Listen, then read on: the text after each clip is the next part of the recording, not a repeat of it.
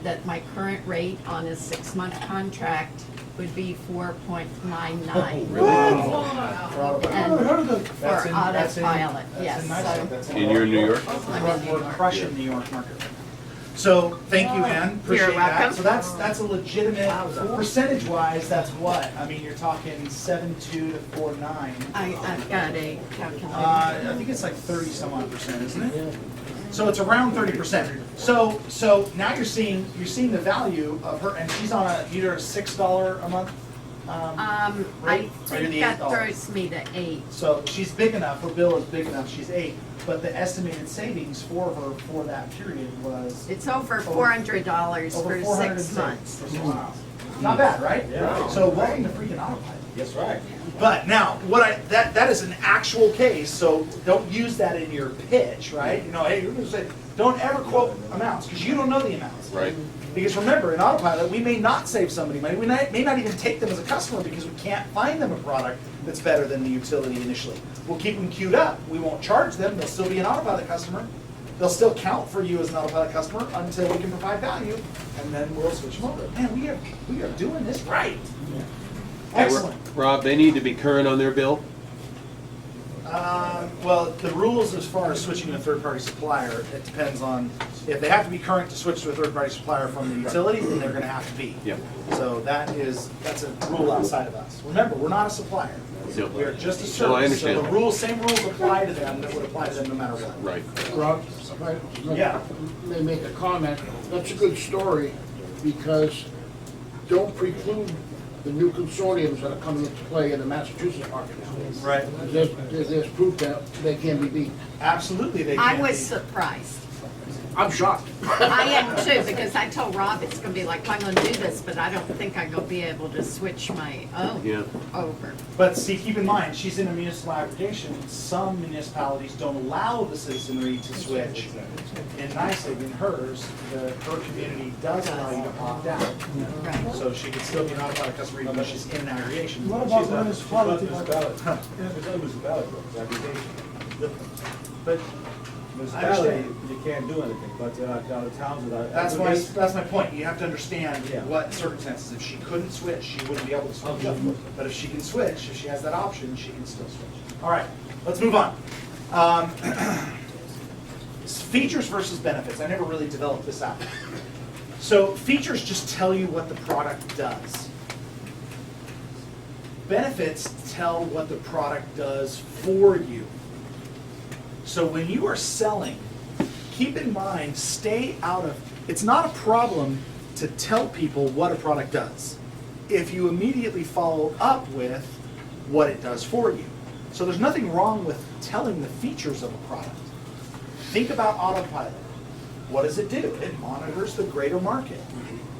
Why is that relevant to you? Because who in the world wants to spend time setting alarms on their phone and checking the energy market and reading energy mags and checking the rate boards and trying to understand all that? You got better things to do. Go live your life.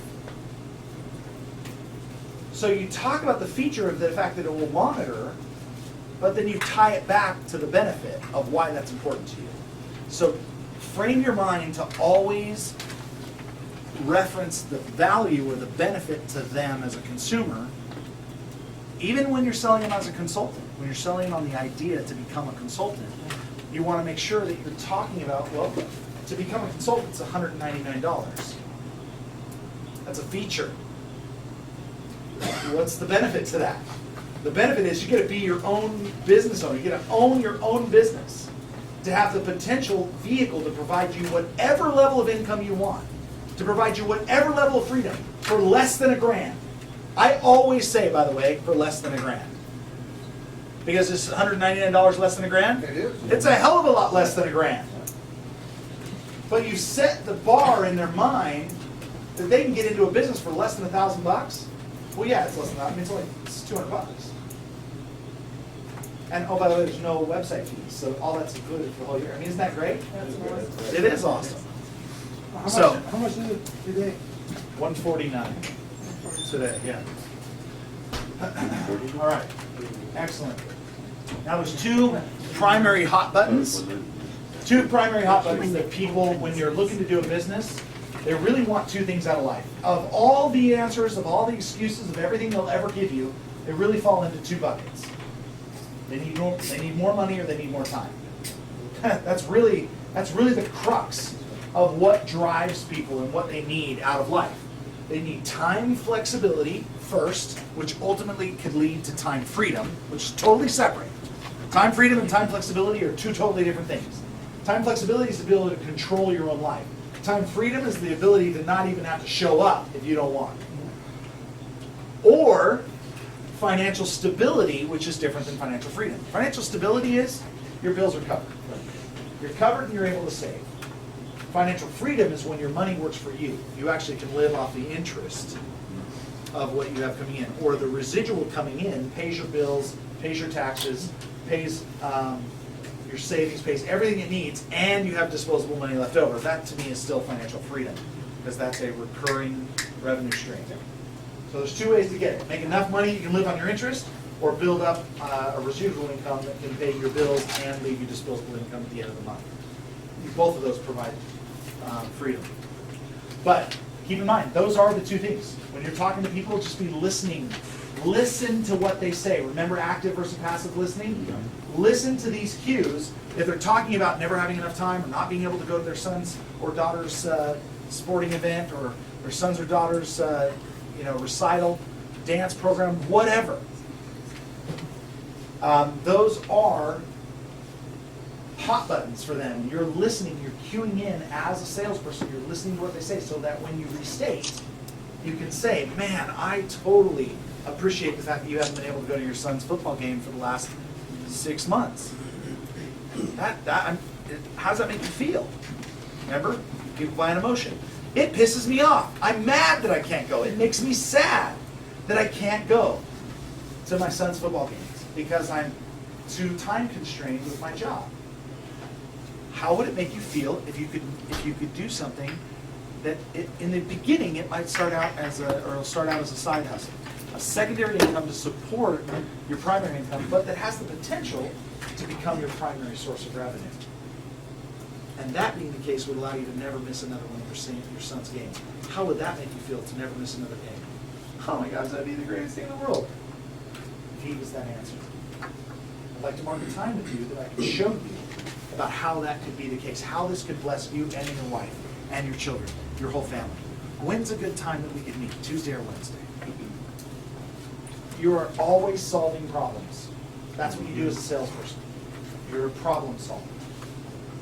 Excellent. Finally, the close. Let's get to the close. Have you ever seen the movie Glengarry Glen Ross? Yes, I love it. It's a dirtbag of a movie, but they have a great section in there where it talks about the ABCs of closing, or the ABCs of sales. ABC, always be closing. He is just on the guys, right? They have a boiler room. Total sham artists, they're thieves and robber barons, but man, they know how to sell. These are the same leads. These are the old leads. Coffee's for closers. Patel, I had that last You don't night. get coffee! Coffee's for closers! Put that coffee down. So ABC of sales, always be closing. What does that mean? That means that when you shake their hand, you're already closing them into the business. Wow, Rob, how do I do that? What does that mean?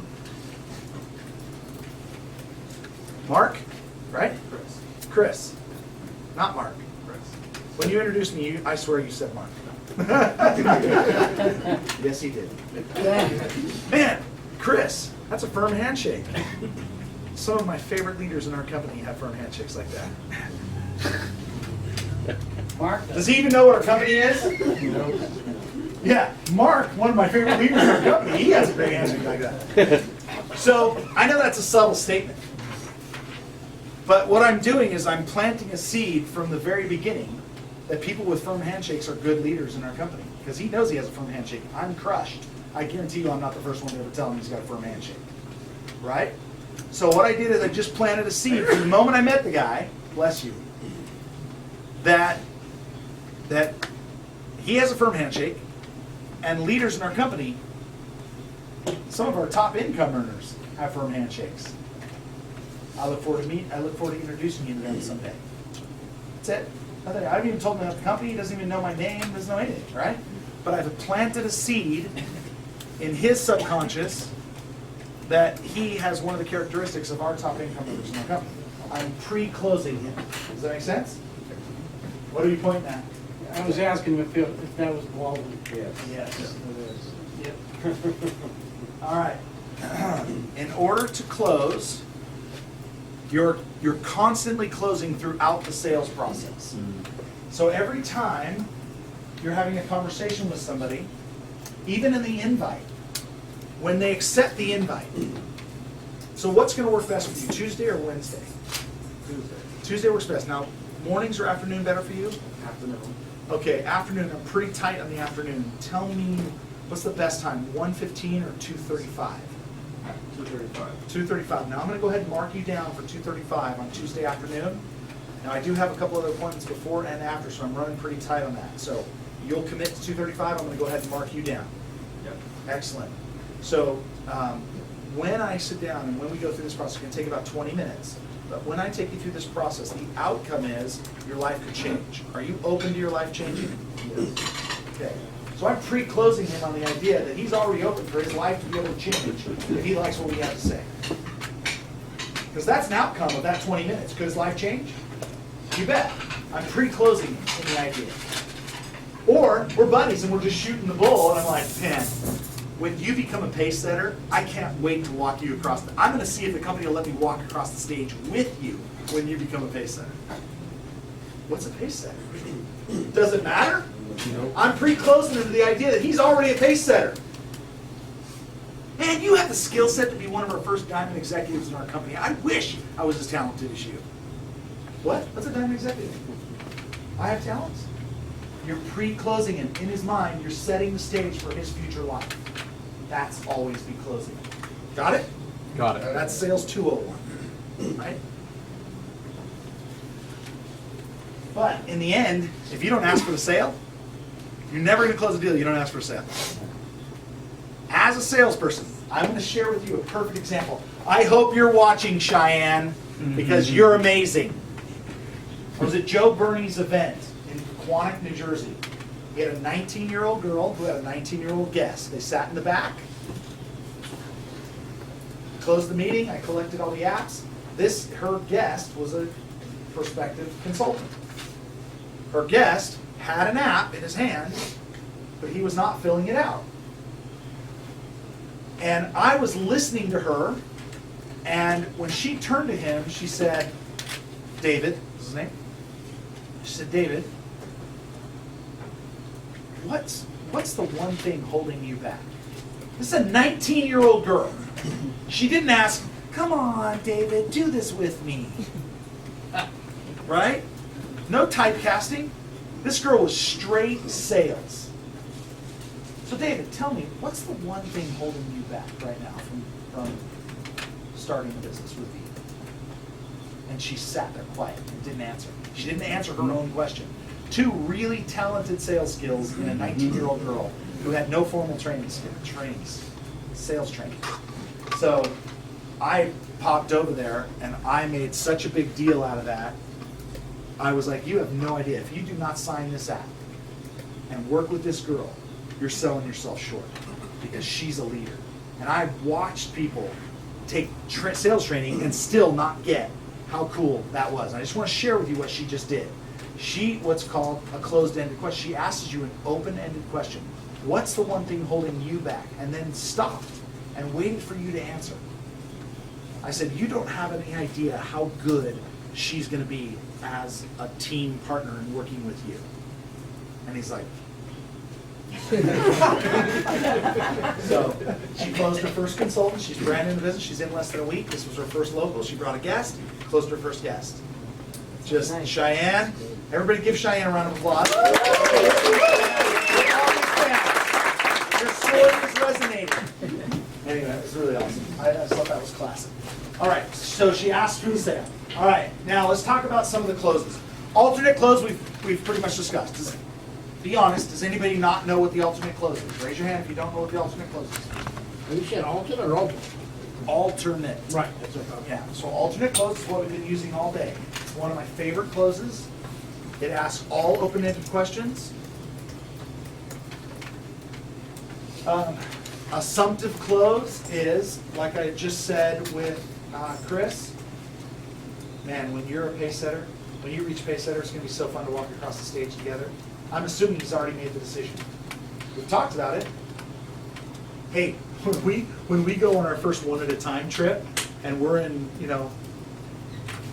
the bellies of the Galapagos Islands or wherever we're gonna go, right? I had to think of someplace that we haven't already looked at, so Galapagos is pretty safe. We're not going to the Galapagos Islands for our first one at a time trip. I'm like, my mind's thinking, I can't say that one, can't say that one. Okay, Galapagos is safe. So a pre-close is, you're talking about, you're starting to learn the culture and say, hey, listen, when we go on our very first one at a time tour together, we're gonna change the line. That's gonna be amazing. He hasn't even made the decision to become a consultant yet, but I'm already assuming he's going to make that decision. That's called the assumptive close. And you can start that right in the early stages of the sales process. Finally, the takeaway. I used this about a month ago on an individual. He just kept asking me question after question after question. And in the beginning, I was super patient with his questions.